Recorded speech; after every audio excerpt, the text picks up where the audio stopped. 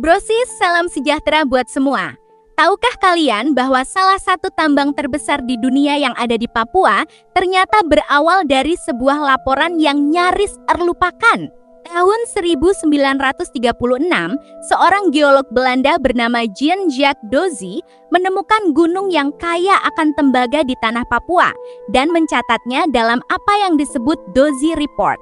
Tapi laporan itu cuma tergeletak di arsip kolonial selama puluhan tahun. Baru di awal tahun 1960-an, dokumen ini ditemukan oleh perusahaan Amerika Freeport-McMoRan. Pasti banyak yang penasaran kenapa laporan itu bisa terbengkalai. Gimana prosesnya sampai jadi tambang terbesar dunia?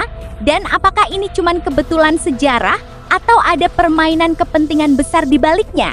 Yuk kita bahas jelas, gaul tapi tetap sopan berdasarkan sumber sejarah resmi dan data faktual ya.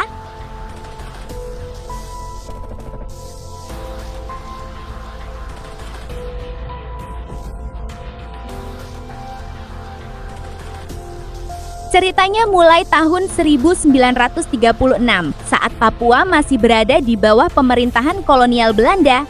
Jean-Jacques Dozy adalah seorang geolog yang ditugaskan untuk melakukan survei geografis dan geologis di wilayah Papua.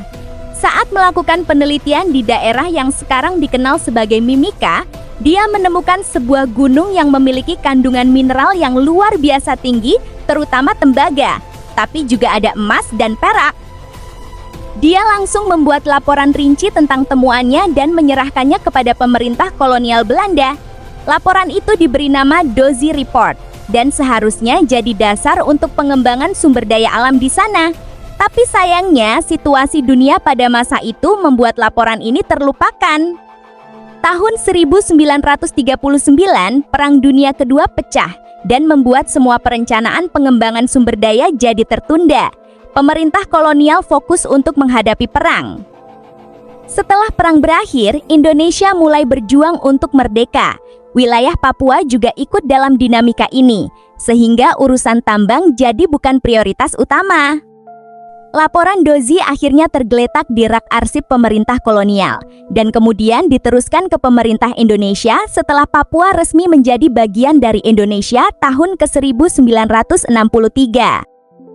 Banyak sejarawan bilang bahwa kalau tidak ada perang dan perubahan politik, mungkin pengembangan tambang itu akan dimulai jauh lebih awal. Baru di awal tahun 1960-an, perusahaan tambang Amerika bernama Freeport-McMoRan yang sedang mencari lokasi tambang baru di kawasan Asia Pasifik menemukan laporan Dozy yang sudah terbengkalai selama lebih dari 20 tahun. Mereka langsung melihat potensi besar dari temuannya dan memutuskan untuk melakukan penelitian lebih lanjut. Pada tahun 1963, Freeport mengirimkan seorang geolog berpengalaman bernama Forbes Wilson ke Papua untuk memverifikasi isi laporan Dozy. Setelah melakukan survei yang cukup mendalam selama beberapa bulan, hasilnya benar-benar membenarkan apa yang ditulis Dozy. Gunung itu memang punya cadangan mineral yang sangat besar, bahkan bisa jadi salah satu yang terbesar di dunia. Setelah mendapatkan konfirmasi ini, Freeport segera mengajukan permohonan untuk melakukan eksplorasi dan pengembangan tambang kepada pemerintah Indonesia yang saat itu dipimpin oleh Presiden Soekarno. Tapi mereka tidak mendapatkan izin. Kenapa ya? Di era kepemimpinan Soekarno, pemerintah Indonesia memiliki kebijakan yang sangat tegas tentang sumber daya alam negara, yaitu kebijakan nasionalisasi dan anti-imperialisme. Ada beberapa alasan kenapa Freeport tidak mendapatkan izin. Soekarno sangat menekankan bahwa sumber daya alam Indonesia adalah kekayaan negara yang harus dikuasai dan dikelola oleh bangsa sendiri, bukan oleh perusahaan asing yang dianggap sebagai bagian dari imperialisme. Pada masa itu, banyak negara berkembang yang sedang berjuang untuk menghindari intervensi ekonomi dan politik dari negara-negara besar. Indonesia juga termasuk salah satunya, sehingga sangat hati-hati dalam memberikan izin kepada perusahaan asing.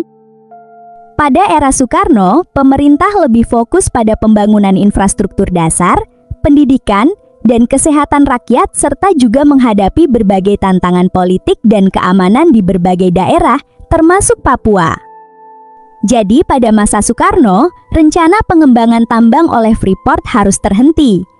Tapi segalanya berubah drastis setelah peristiwa tahun 1965.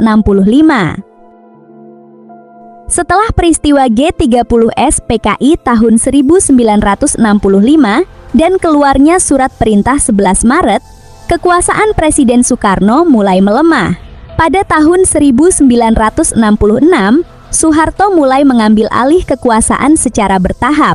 Dan pada tahun 1967, Soekarno resmi lengser dari jabatan presiden.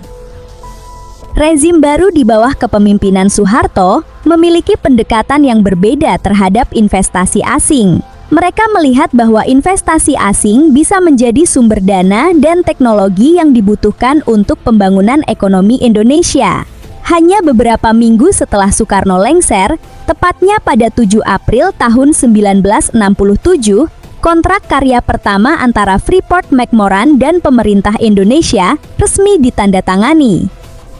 Dengan kontrak ini, Freeport mendapatkan hak untuk melakukan eksplorasi dan pengembangan tambang di Papua. Proses pembangunan tambang segera dimulai, dan dalam waktu tidak terlalu lama, tambang itu berkembang jadi salah satu tambang terbesar di dunia yang menghasilkan jutaan ton tembaga, emas, dan perak setiap tahunnya. Pertanyaan yang sering muncul adalah, apakah kelahiran tambang raksasa ini hanya kebetulan sejarah, atau ada permainan kepentingan besar di baliknya? Mari kita lihat kedua sisi pandangan. Laporan Dozy memang terlupakan karena situasi dunia yang tidak menguntungkan. Freeport menemukan laporan itu secara kebetulan saat sedang mencari lokasi tambang baru. Perubahan kebijakan pemerintah Indonesia pasca 1965 adalah bagian dari dinamika politik dan ekonomi nasional yang normal, bukan karena ada kesepakatan khusus. Beberapa pihak berpendapat bahwa Freeport tidak menemukan laporan itu secara kebetulan, tapi ada informasi dari pihak tertentu yang tahu tentang keberadaan laporan tersebut.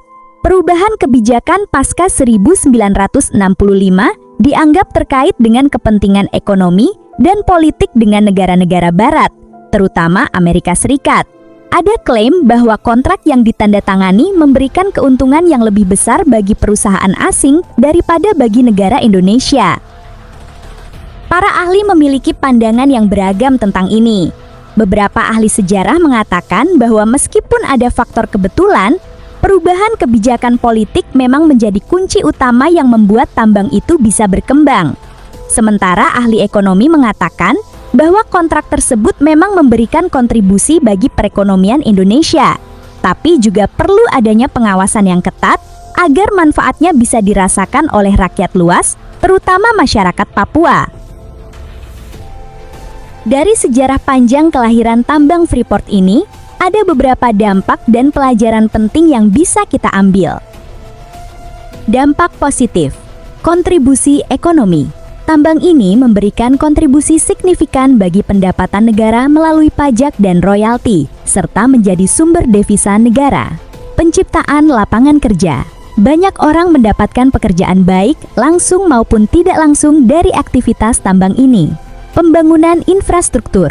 Perusahaan juga berkontribusi pada pembangunan infrastruktur di daerah sekitar tambang, seperti jalan raya, pelabuhan, dan fasilitas kesehatan. Dampak yang perlu diperhatikan. Dampak lingkungan. Aktivitas tambang memiliki dampak pada lingkungan sekitar, seperti erosi tanah, pencemaran air, dan perubahan ekosistem. Kesejahteraan masyarakat lokal. Meskipun ada pembangunan, masih ada tantangan dalam memastikan bahwa manfaat tambang bisa dirasakan secara merata oleh masyarakat Papua. Kedaulatan sumber daya alam. Perlu adanya pengawasan yang ketat agar sumber daya alam negara tetap dikelola untuk kepentingan rakyat besar. Pelajaran sejarah. Sumber daya alam butuh manajemen yang bijak. Sumber daya alam yang melimpah bisa jadi berkah atau malapetaka tergantung bagaimana kita mengelolanya. Kebijakan politik mempengaruhi perkembangan ekonomi. Perubahan kebijakan politik bisa memiliki dampak besar pada pengembangan sumber daya alam dan perekonomian negara. Perlu perhatian pada kepentingan rakyat lokal. Setiap proyek besar harus memastikan bahwa kepentingan dan kesejahteraan masyarakat lokal menjadi prioritas utama. Jadi kesimpulan ya, kelahiran tambang terbesar dunia di Papua memang memiliki cerita sejarah yang panjang dan kompleks. Apakah itu kebetulan atau permainan kepentingan? Yang pasti adalah sumber daya alam ini punya peran penting bagi perekonomian Indonesia. Yang lebih penting adalah bagaimana kita mengelolanya dengan bijak agar bisa memberikan manfaat bagi generasi sekarang dan masa depan, serta menjaga kesejahteraan masyarakat Papua dan kelestarian lingkungan. Semoga kita bisa mengambil pelajaran dari sejarah ini untuk membuat kebijakan yang lebih baik dan memastikan bahwa setiap langkah yang diambil memang berpihak pada kepentingan rakyat Indonesia. Jangan lupa bagi cerita ini ke teman-teman ya, supaya lebih banyak orang tahu tentang sejarah menarik sumber daya alam kita. Kalau suka konten ini, jangan lupa like, share, dan subscribe buat dapat info segar lainnya. Terima kasih sudah nonton, tetap semangat, dukung pembangunan yang berkelanjutan ya.